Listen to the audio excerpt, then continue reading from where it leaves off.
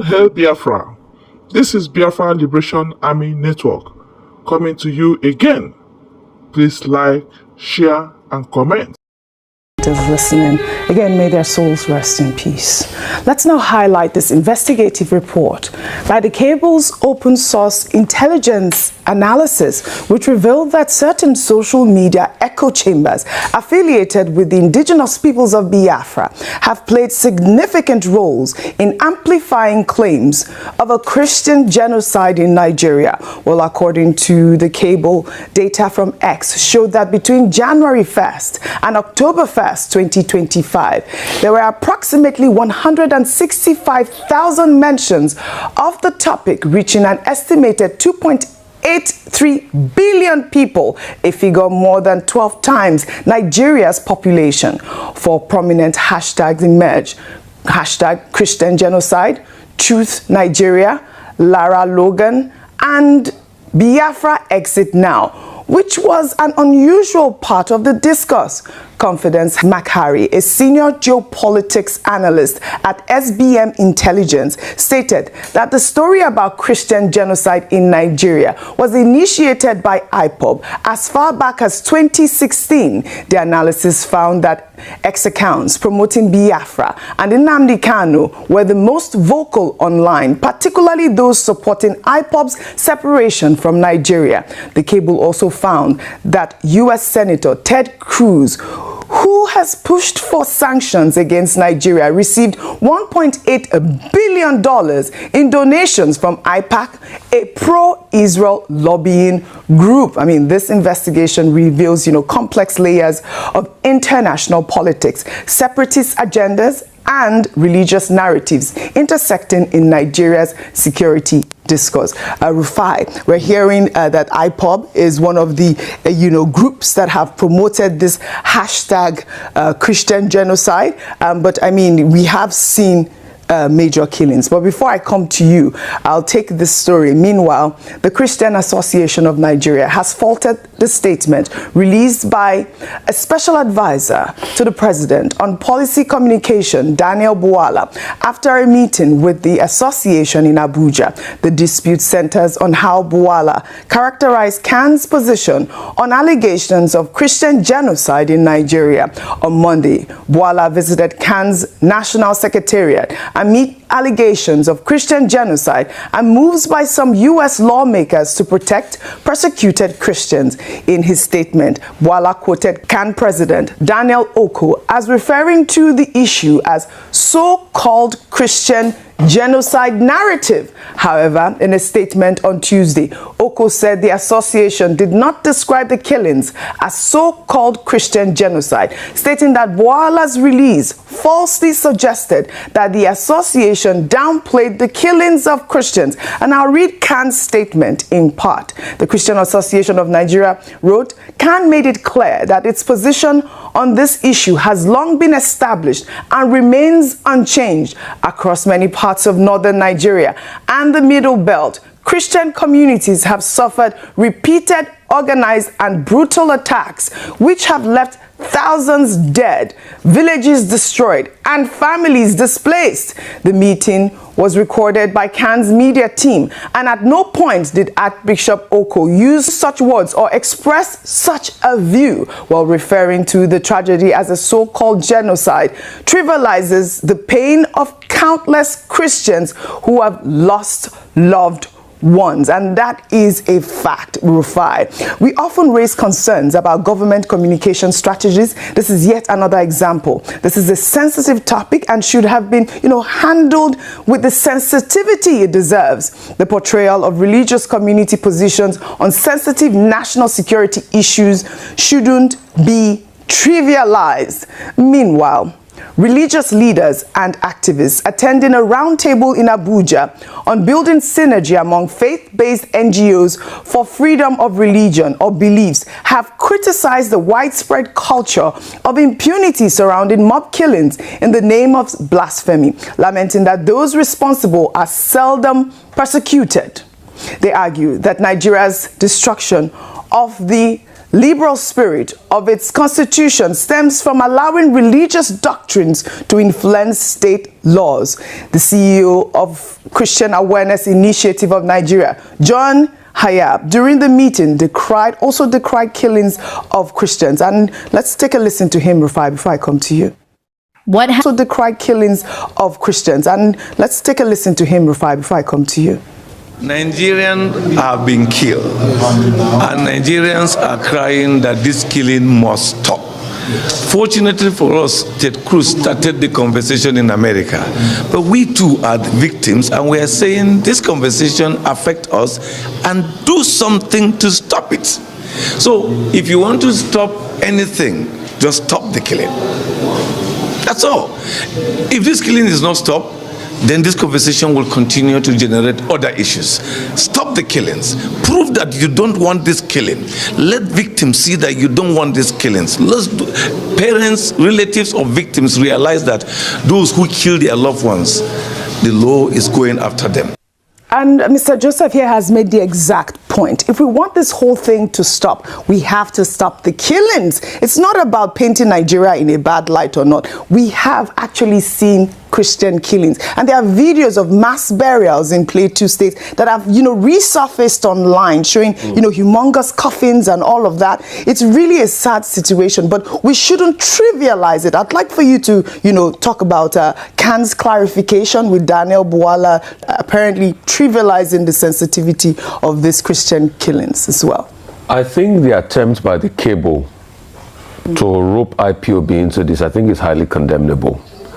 Because when you check the data and the statistics, not only IPOB that has been talking about the killings of a lot of Christians in this country. And I think let's not sway into tribal divisions. It's not fair. It's not fair. What do you mean tribal? IPOB is a group? No, IPOB is a group that is tilted towards a particular group. You saying that it was only IPOB that have been talking about Christian genocide online accounts lead to IPOB is very tribalistic in nature. Not that I support everything IPOB has done. Other groups have talked about it. The likes of Father Kuka has been speaking about the killings of Christians in this country. Even Reno Mokri have been speaking. If you want me, if you have the time, I can read some of Reno Mokri's past tweets as regards the killing of Christians. He was a huge campaigner of free Liasha. So I can talk about, the attempt for you to say is not only IPO. Even Father Kuka, most of the people that... No, I don't think, to be fair to the cable, they did not say only IPOB. They listed, if I did send you the investigation. I saw it, but what was said... It wasn't just only IPOB. What was said was that accounts leaked to IPOB. You can go back and read the story. This is not the time for tribal baiting. Please, it's not going to move us forward. I'm saying that because, Oji, I love this country so much. And when narratives like this start to jump, we start to go, no. Everybody has talked about Christian genocide. We have all been affected one way or the other. People have been affected. But what we're also saying is, I'm also part of those advocating that, please, I don't want Nigeria to be on that list of countries of concern. Because it's not going to augur well for us. And that's why I'm saying government agencies, go speak to them, while we also find a solution to the killing internally here. But for the fact that we are trying to say it's not happening, no, don't lose me there. It is happening. All this one that you are seeing in Benue, it's not that is it IPOB that recorded this video? No, it is happening. We have a problem on our hands. Christians and Muslims are being killed. Should people even be killed in this large number in the first place? I think that's the question we should ask ourselves. Look at people that have been buried today. So while we go to liaise with them, we should also speak the truth. And like I also said, please, anybody that's not trying to use the propaganda and turn things around. Because see, in fact, let me even read some, statements attributed to Father Kuka in the past. In an interview, he affirmed that there's violence against Nigerian Christians and had the characteristics of genocide according to international law. This is a 2020 interview. So we've all said this in the past. There's even an ECHO report by the UK. Kuka's comment in 2020 followed by ECHO finding of June 2020 report by the UK All-Party Parliamentary Group for International Freedom of Religion titled Nigeria Unfolding Genocide. So please, how we can stop it and stop this blasphemy? I mean, we've been here where we've talked about issues of blasphemy of some sort now. and the way people have been out there. Were we not here when we talked about, okay, I had not joined the rise then, Eunice Olawale's case was longer. But other people that they keep, it's not Deborah's case. Deborah, which is still... it's not Deborah's case. We talked about Deborah's case, and no one. And what, see, Oji, let's even tell ourselves the truth. What happened after Deborah's case is the shocking one. When the people were arrested, didn't the city erupt? Weren't there squabbles? Yeah. Weren't churches now attacked? Yes. I mean, let's tell ourselves the truth in this country. Right. So please, everybody have been talking about, let's solve the problem. That's all that matters. And as regards the tanker accident, the point I just really want to make is, you see, culture will use strategy for breakfast. If an accident happens in civilized parts of the world, the area is first cordoned off. If the area is cordoned off, people will not be able to go and scoop in the first place. Right. So those are the problems here. Like I was saying, to be fair to the cable, they did a deep research and they had detailed, I did send you the research. I detailed the number of groups and people that have spoken about the, Christian genocide as well. But let me take this before I come to you. Speaking at the Vatican, the Catholic Bishop of Sokoto Diocese, Matthew Hassan Kuka, urged the U.S. government not to redesignate Nigeria as a country of particular concern, a designation reserved for nations committing systematic, ongoing, egregious violations of religious freedom. Kuka argued that a CPC status would hinder current government initiatives aimed at resolving Christian persecution. He also warned that the designation would only increase fears, tensions, sow doubt,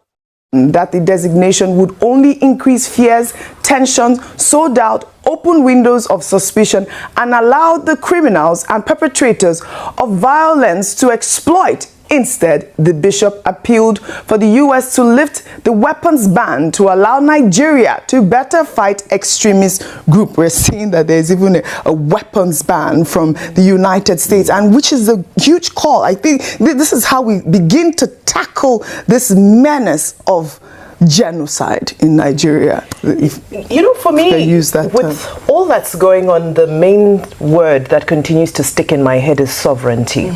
There's no country on the face of this green earth that doesn't have its issues and its challenges. Yes, they vary in extremity. However, it is the onus of that country to resolve its problems. We cannot invite outsiders, foreigners, to come and solve our own problems. It has been done in the past, not just in Nigeria, in several places. It does not solve problems. It does not lead to the best interest of the Nigerian citizen. Because when you call a country X, Y, or Z to come and solve your problem, that country is looking after its own specific interest. So our local advocates, our local politicians, our local, whatever they may be, the first thing is to prioritize Nigeria. I understand that it may be in good faith that people run overseas to see who can help them because they feel they're not being heard locally. But let this be a warning that help from overseas has proven to always be detrimental to countries and to the locals in most cases around the world. Here in Africa, the examples are endless.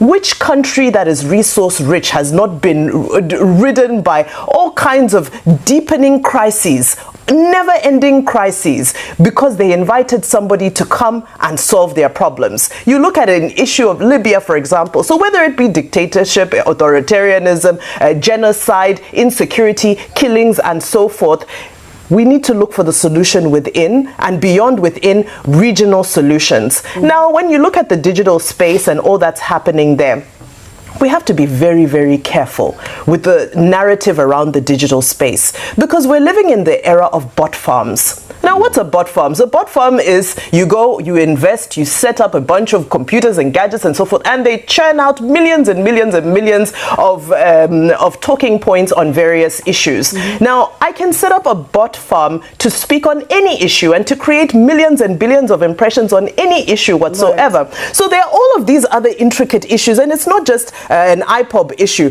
Even when we look at government issues, it seems that government also has their own bot farms that push their own agenda. It seems that that internationally in America, MAGA has their own. It's not a Nigerian phenomenon. It's the digital age. Now, we need to be careful that this era that we're in, where warfare has been taken to the digital streets to incite people, because when you look at Madagascar, Nepal, Peru, which other countries am I leaving out? Look at most of the unrest that has happened. Kenya, a lot of the unrest, it begins in the digital space. People should advocate, people should stand for what they believe in. However, it cannot be insightful. It cannot be treasonous. It cannot be against the sovereignty of your country. I denounce that. Yes, advocate responsibly. And that's really the point. Well, let's tie the story in together. Well, in the Federal Capital Territory, Abuja, a Christian property owner in a viral video alleged that the Sharia Court of Appeals seized and auctioned his shop to recover a tenant's unpaid debt despite his possession of title deeds and the tenant's goods remaining inside. The incident, which occurred on Tuesday, has sparked widespread debate about jurisdictional overreach. Well, let's take a look before we come back for a discussion. I was in my shop 3 months ago. Some people just carry motor gun. Said they are for Sharia Court of Appeal Gudu. That they are cheap litigation. And she did this as I auctioned my shop. I told them that I don't have any case with them. Why should they auction my shop? I built this church in 2012. I rent their phone shop in number. I rent one to somebody. They said the person in the shop, you saw it their credit. I told the person owner, why don't you go back his goods? That the goods in that shop. They don't care about the goods. They say what they know is the want to take that shop. I tell the person should come to the court and tell the people I'm the owner of the shop. I go there. Even though I'm a Christian, I tell them why should a Christian go to Sharia court? They say I must stop if I'm the owner, that they will leave me my shop and take all the documents to them. Even when I reach there, they even see the document, say they will do investigation. All I see today, they just come here, carry paper come, say that I auction the shop, that they are being handed over because I'm a Christian, because I'm Igbo, they collect my shop, Sharia court. Even if they will follow the law, as a Christian, what I have to do with Sharia court? Don't help me, don't help me, don't help me, Nigeria help me, my life finish you, my life finish you, my life finish you, I do that not enough. My life finish you, my life finish you, I do that not enough.